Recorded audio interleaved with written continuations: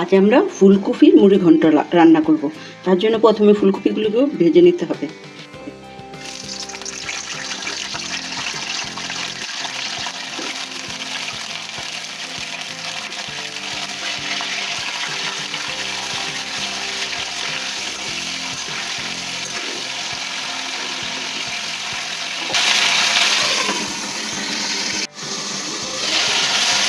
আমাদের ফুলকপি ভাজা হয়ে গেছে, এখন আমরা এটা নামিয়ে ফেলবো।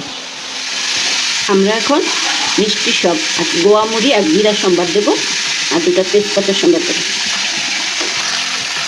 এখন আমরা আলুগুলো দেবো।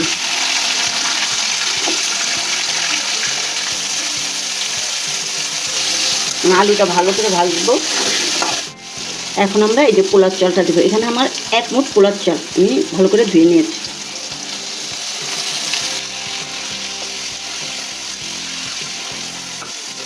হলুদ, মরিচের গুঁড়া, ধনে গুঁড়া, জিরে গুঁড়া আর এই যে 1 চামচ আদা বাটা আর একটু জল দেবো কষানোর জন্য।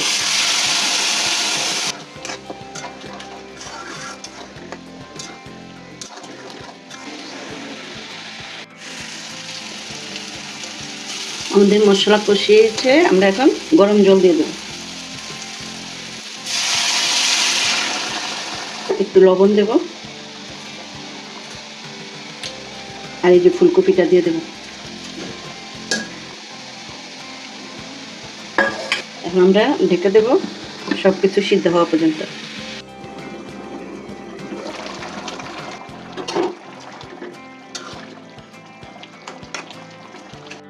আমাদের একটু চিনি দিতে হবে।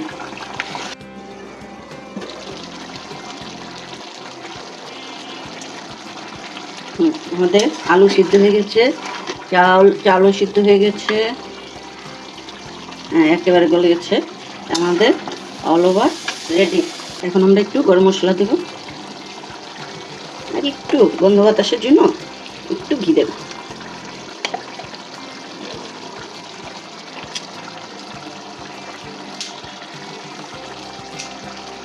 আমাদের রান্না শেষ, নামিয়ে ফেলবো।